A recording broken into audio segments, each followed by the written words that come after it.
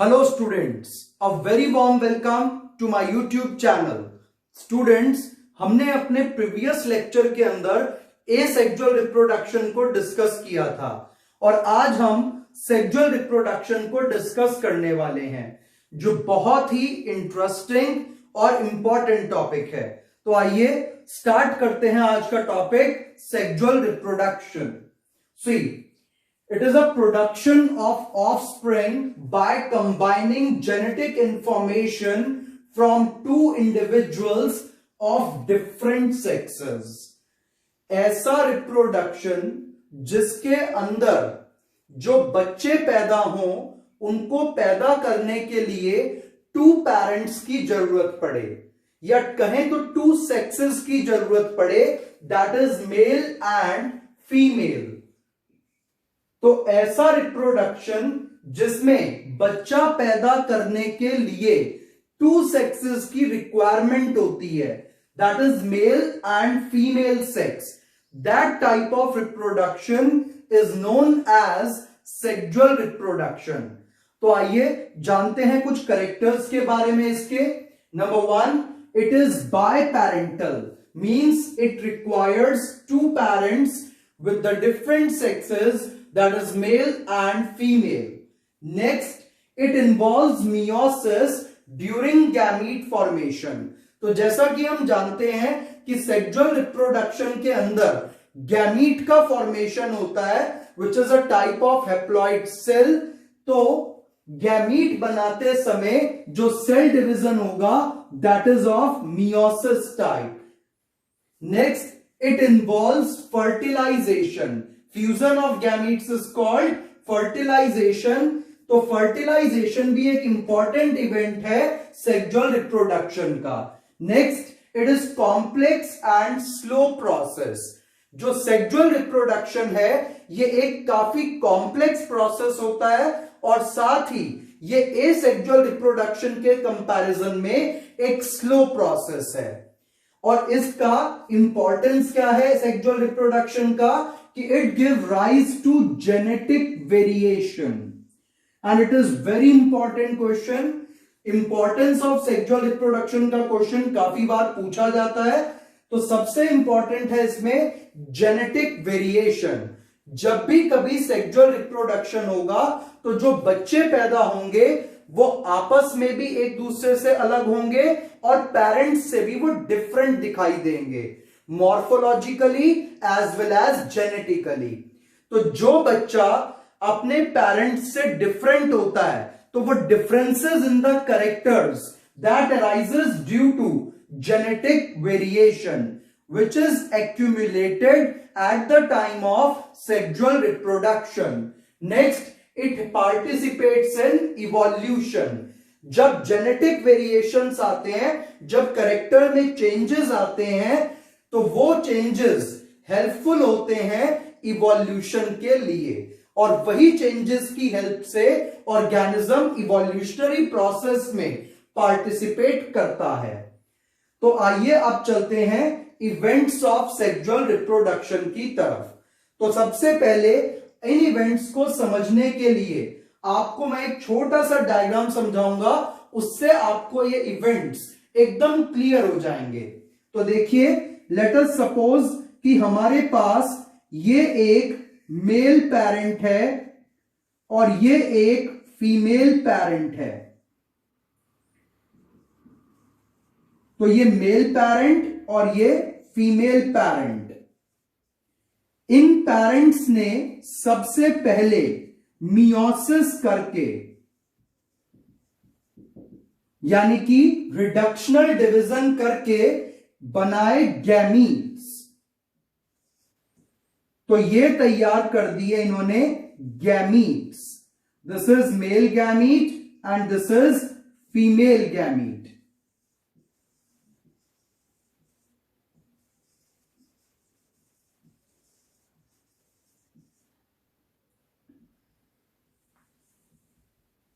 तो male parent ने meiosis करके मेल गैमीट बनाया, फीमेल पेरेंट ने मियोसिस करके फीमेल गैमीट बनाया और इस प्रोसेस को हम कहेंगे गैमीटोजेनेसिस यानी कि प्रोडक्शन ऑफ गैमीट्स।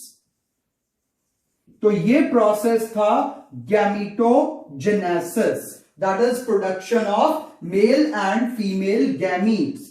और यहां पर सेल डिवीजन किस टाइप का देखा जाएगा? That is of reductional division called meiosis. अब आता है गैमीट ट्रांसफर। अब इन दोनों गैमीट्स को पास लाया जाएगा। तो गैमीट्स को पास लाने की प्रोसेस को हम क्या कहेंगे? Gamete transfer. तो गैमीट ट्रांसफर क्या है? गैमीट्स को पास लाना। प्लांट्स के केस में हम गैमीट ट्रांसफर को पॉलिनेशन के नाम से जानते हैं। जो एंजियोस्पर्म प्लांट्स हैं, फ्लावरिंग प्लांट्स हैं, उनके अंदर जो गैमीट ट्रांसफर का फिनोमिना है वो पॉलिनेशन कहलाता है। और ह्यूमन बीइंग्स के केस में या एनिमल्स के केस में ये फिनोमिना कॉप्यूलेशन कहलाता है। तो copulation and pollination is a type of gamete transfer, जिसमें गैमीट्स को पास लाया जाएगा। अब ये गैमीट्स फ्यूज कर जाएंगे। जो ये गैमीट्स का फ्यूजन है ये कहलाएगा सिनगैमी या फर्टिलाइजेशन। तो गैमीट्स को पास लाना क्या कहला रहा था? Gamete transfer. और गैमीट्स का आपस में जुड़ जाना क्या कहलाएगा? सिनगैमी या फर्टिलाइजेशन। और अब इससे बनेगा एक डिप्लॉयड स्ट्रक्चर जिसको हम कहते हैं जाइगोट। तो जाइगोट फॉर्मेशन होगा by fusion of gametes. So fertilisation results into zygote formation. अब इस जाइगोट में सेल डिवीजन होगा माइटोसिस टाइप का, यानी कि इक्वेशनल डिवीजन, और इससे बन जाएगा एम्ब्रियो। तो सेल डिवीजन माइटोसिस करके ये एम्ब्रियो में कन्वर्ट हो जाएगा, फिर एम्ब्रियो से बन जाएगा एडल्ट। तो ये जो पूरी प्रोसेस है ये सेक्सुअल रिप्रोडक्शन के बेसिक इवेंट्स को समझाता है। तो गैमीट का बनना, इन हैप्लॉइड गैमीट्स का बनना कहलाएगा गैमीटोजेनेसिस, और इनका पास आना कहलाएगा गैमीट ट्रांसफर। और इसको हम कहेंगे प्री फर्टिलाइजेशन इवेंट। और इसको हमने प्री फर्टिलाइजेशन क्यों कहा? क्योंकि ये फर्टिलाइजेशन से पहले हुआ। फिर गैमीट्स का फ्यूज करना क्या कहलाएगा? फर्टिलाइजेशन। फिर गैमीट्स के फ्यूज करने के बाद जो पहला सेल बनेगा that is called zygote, and zygote will give rise to the embryo. और जाइगोट का फॉर्मेशन और एम्ब्रियो का फॉर्मेशन, ये जो पूरा प्रोसेस है ये कहलाएगा पोस्ट फर्टिलाइजेशन इवेंट, क्योंकि ये फर्टिलाइजेशन के बाद हुआ। तो फर्टिलाइजेशन से पहले होने वाले इवेंट कहलाएंगे प्री फर्टिलाइजेशन इवेंट, फिर फर्टिलाइजेशन, और फर्टिलाइजेशन के बाद होने वाले इवेंट्स कहलाएंगे पोस्ट फर्टिलाइजेशन। तो सबसे पहले पेरेंट्स मियोसिस करके गैमीट्स को बनाते हैं, फिर गैमीट्स को पास लाया जाता है, फिर गैमीट्स फ्यूज करते हैं, फ्यूज करने के बाद जाइगोट बनता है, जाइगोट से फिर एम्ब्रियो बनता है।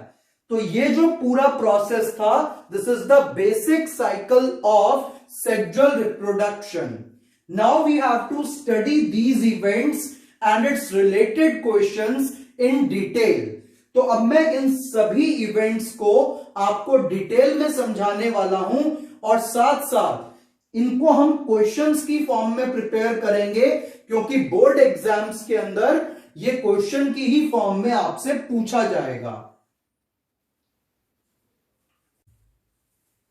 तो स्टूडेंट्स, जैसे कि आपको अभी कहा था कि हम इवेंट्स ऑफ सेक्सुअल रिप्रोडक्शन को डिटेल में डिस्कस करने वाले हैं, तो डिटेल में डिस्कस करने के साथ साथ हमें कुछ टर्म्स को भी समझना होगा और कुछ बहुत इंपॉर्टेंट क्वेश्चंस यहां से निकलेंगे। तो देखिए, सबसे पहली टर्म है सीजनैलिटी इन रिप्रोडक्शन। कुछ ऑर्गेनिजम्स पर्टिकुलर सीजन में ही रिप्रोड्यूस करते हैं, तो उनकी यहां पर एक लिस्ट बनाई है जो आपको इजीली समझ में आ जाएगी। तो देखिए, नंबर 1 मोनोकार्पिक प्लांट, बहुत इंपॉर्टेंट टर्म है फॉर 1 मार्क क्वेश्चन। तो देखते हैं मोनोकार्पिक प्लांट्स किनको कहते हैं। Plants which flowers once in their life bear fruits and die। ऐसे प्लांट जो अपनी पूरी लाइफ में केवल एक बार फ्लावरिंग करते हैं, यानी कि अपनी पूरी जिंदगी में प्लांट केवल एक बार बच्चे पैदा कर सकता है, उससे ज्यादा नहीं। तो ऐसे प्लांट्स को मोनोकार्पिक प्लांट्स कहते हैं।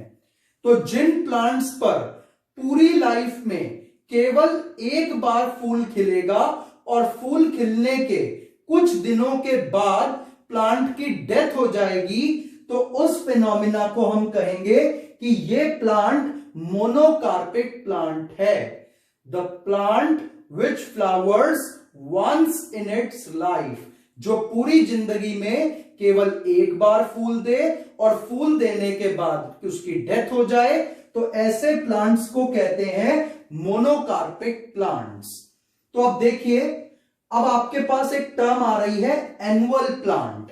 जिन प्लांट्स की लाइफ केवल 1 ईयर की होती है, उन प्लांट्स को एनुअल प्लांट कहा जाता है।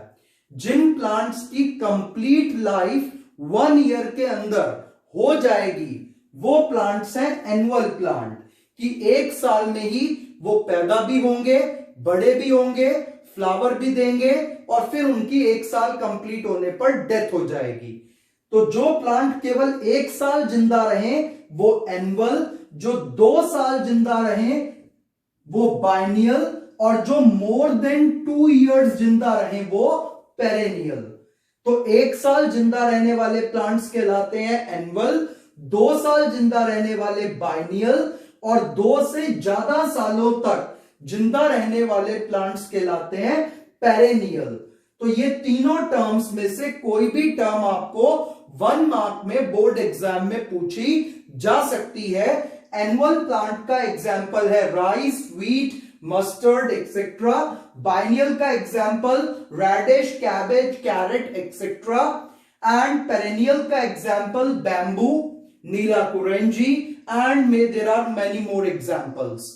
तो जो प्लांट 1 साल जिंदा रहे वो एनुअल और अपनी कंप्लीट लाइफ हिस्ट्री को कंप्लीट कर ले तो एनुअल, 2 साल तक जिंदा रहे तो बाइनियल, 2 से ज्यादा सालों तक जिंदा रहे तो पेरेनियल, और केवल लाइफ में एक ही बार बच्चे पैदा कर पाए, केवल एक ही बार फ्लावर दे पाए तो मोनोकार्पिक।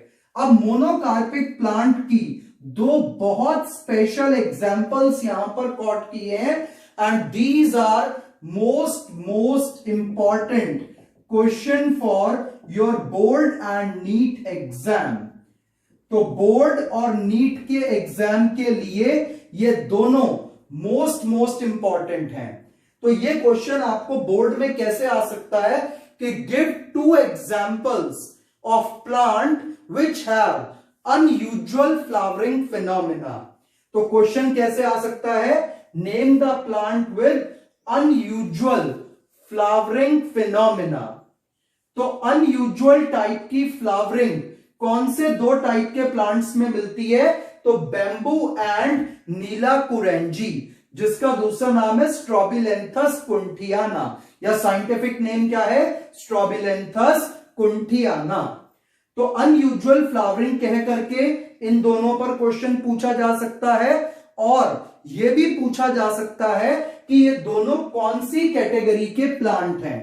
तो अगर आपको कैटेगरी पूछा जाए then you have to write they are monocarpic perennial plants. तो कैटेगरी के लिए आप आंसर क्या करेंगे इसके अंदर,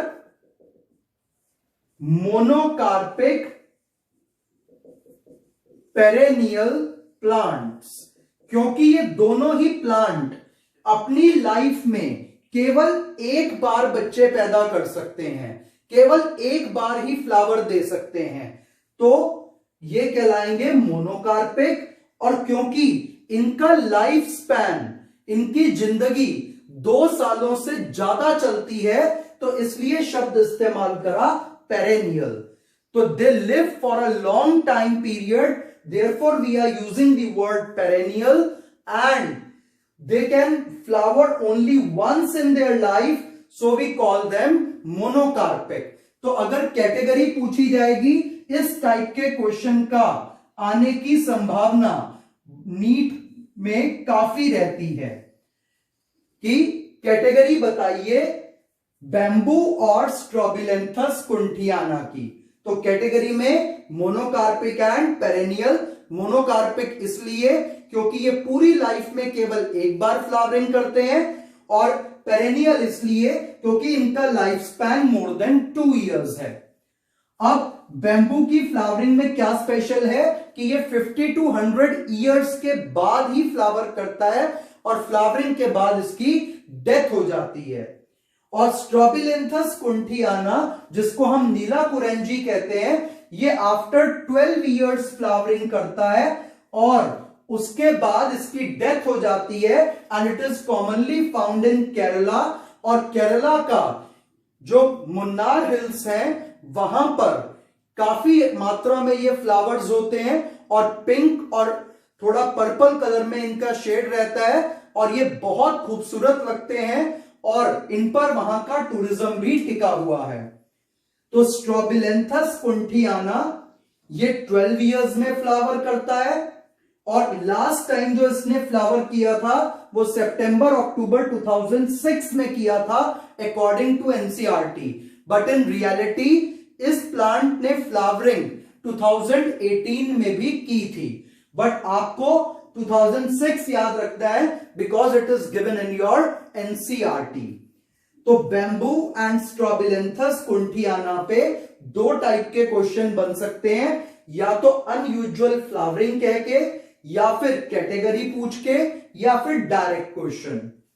अब इसके बाद आता है पॉलीकार्पिक प्लांट, जो प्लांट कई बार फ्लावर दे सकता हो अपनी पूरी लाइफ में, वो पॉलीकार्पिक प्लांट है।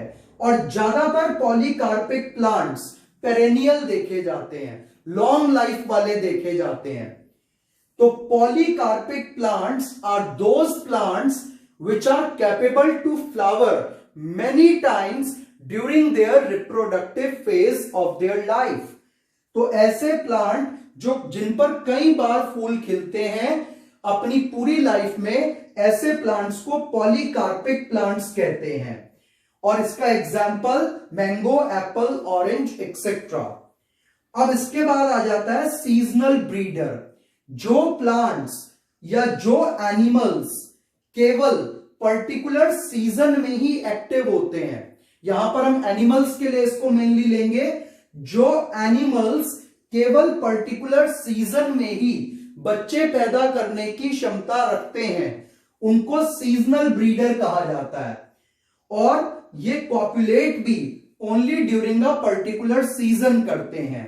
तो ये पूरा साल बच्चे पैदा नहीं कर सकते, ये केवल साल के कुछ महीनों में ही, जैसे काऊ है वो केवल मार्च अप्रैल के महीने में ही सेक्स करके बच्चे पैदा कर सकती है, बाकी के साल के हिस्से में नहीं।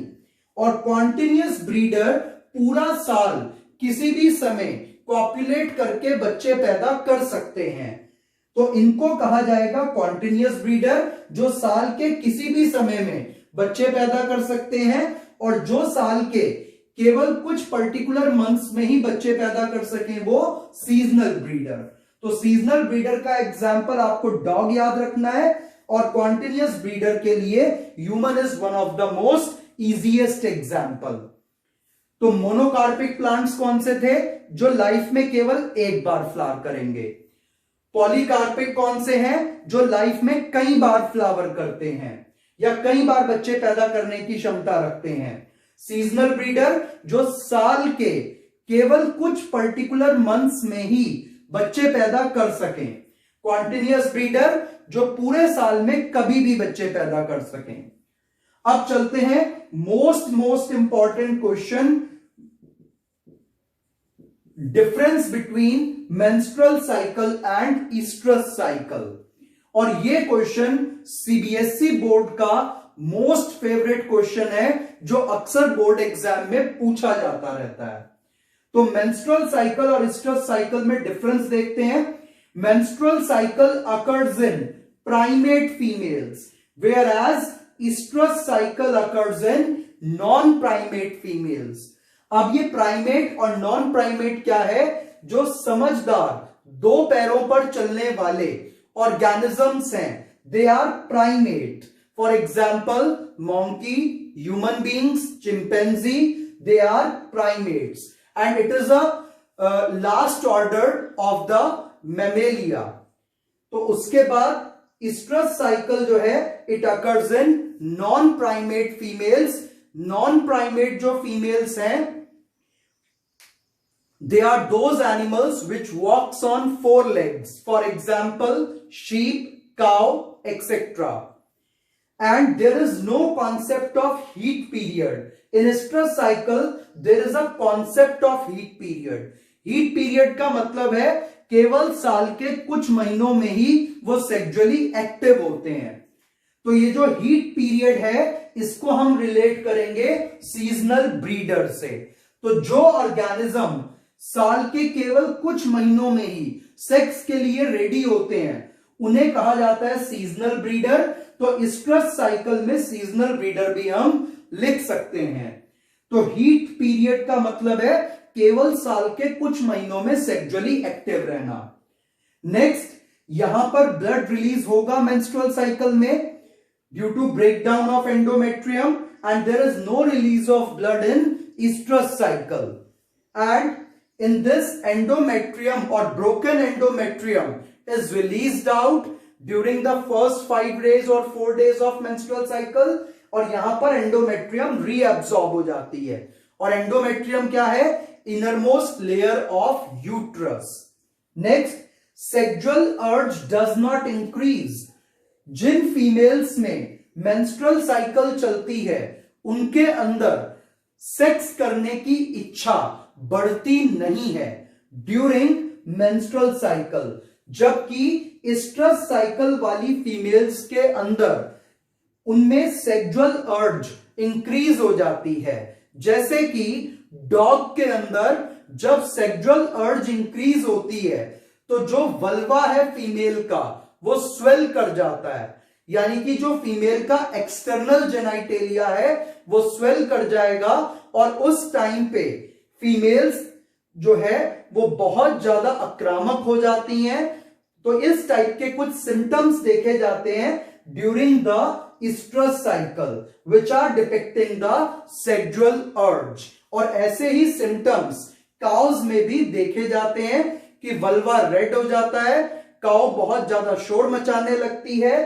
तो it is a symptom of increase of sexual अर्ज and it also starts rubbing it's back with the walls etcetera.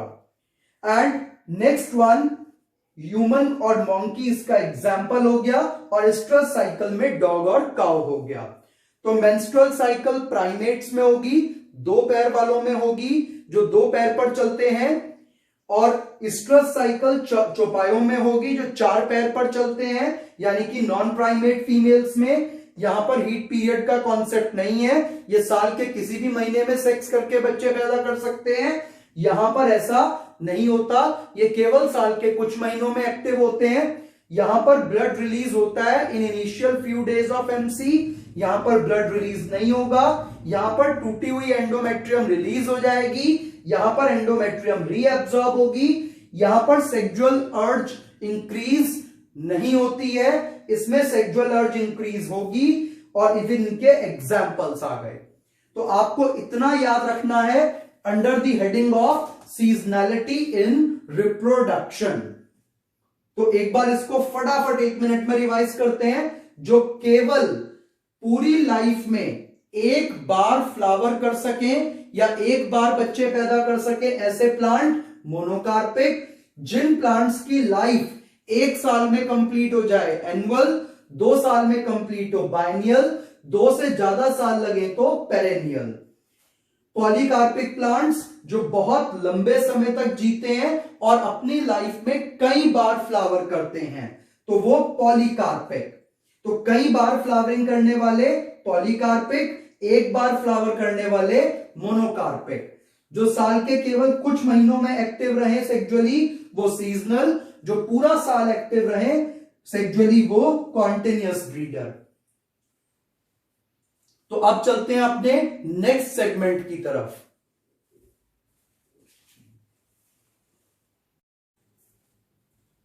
तो आइए स्टूडेंट्स एक एक करके सेक्सुअल रिप्रोडक्शन के इवेंट्स को डिटेल में स्टडी करें। तो सबसे पहले हम ले रहे हैं pre fertilisation events. All the events which occurs before fertilisation are known as pre fertilisation events and it is formation of male and female gametes takes place during pre-fertilization event। pre-fertilization के case में mail और female gametes का formation होगा। तो आइए इसको study करते हैं। अगर गैमीट्स बिल्कुल एक जैसे हैं, इफ मेल और फीमेल गैमीट में आप डिफरेंस ना पता लगा पाए, जहां पर दोनों गैमीट मेल और फीमेल गैमीट मॉर्फोलॉजिकली बाहरी तौर पर बिल्कुल एक जैसे हों, उसे हम कहेंगे होमोगैमीट्स या आइसोगैमीट्स। होमो या आइसो का मतलब क्या होता है? सिमिलर। तो जो गैमीट्स एक जैसे दिखाई दें, हम ये ना पता लगा पाए कि इनमें से कौन सा मेल गैमीट है और कौन सा फीमेल गैमीट है, तो इस कंडीशन को कहेंगे होमोगैमीट्स या आइसोगैमीट्स। और इसका example algae like Ulothrix and Cladophora. अब इसके बाद आ जाता है heterogametes. This word hetero means different. तो अगर मेल और फीमेल गैमीट एक दूसरे से अलग दिखाई देते हैं तो उस कंडीशन को हम कहेंगे हेट्रोगैमीट्स। यहां पर फीमेल गैमीट काफी बड़ा है in comparison to the male gamete and structurally they are different from each other. तो इस कंडीशन को हम क्या बोलेंगे? हेट्रोगैमेटी। और इसका एग्जाम्पल क्या आ जाएगा? Algae like Fucus and animals में ह्यूमंस। तो हेट्रोगैमीट इन आप फ्यूकस देख पा रहे हो, तो इसमें मेल और फीमेल गैमीट का स्ट्रक्चर एक दूसरे से बहुत डिफरेंट है। सिमिलरली ह्यूमंस में भी फीमेल और मेल गैमीट का स्ट्रक्चर एक दूसरे से बहुत डिफरेंट है। यहां पर फीमेल गैमीट नॉन मोटाइल है और मेल गैमीट मोटाइल है विद द टेल। तो ये अगर मेल और फीमेल गैमीट डिफरेंट है एक दूसरे से तो कंडीशन हेट्रोगैमीट, और अगर सिमिलर है तो होमोगैमीट। और यहीं पर आपको एक टर्म और समझनी है, spermatogenesis is the production of male gamete sperm. Male gamete production को इन ह्यूमंस हम क्या बोलते हैं? स्पर्मेटोजेनेसिस। और मेल गैमीट को क्या कहा जाता है? स्पर्म। और जबकि फीमेल गैमीट के फॉर्मेशन को हम क्या बोल देंगे? oogenesis।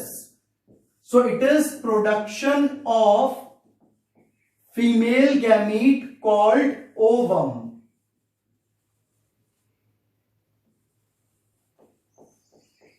Inside the female body ovary. तो oogenesis फीमेल्स में रिप्रोडक्शन को शो कर रहा है और स्पर्मेटोजेनेसिस मेल्स में शो कर रहा है। तो मेल्स के अंदर स्पर्म का बनना स्पर्मेटोजेनेसिस, फीमेल्स में ओवरी के अंदर ओवम का बनना oogenesis। तो आपको प्री फर्टिलाइजेशन इवेंट्स में ये सभी टर्म्स याद रखनी है। होमो या आइसोगैमीट, हेट्रोगैमीट, oogenesis and spermatogenesis. Or stay tuned with us for our next lecture, which is based on fertilization and post-fertilization events. Thank you.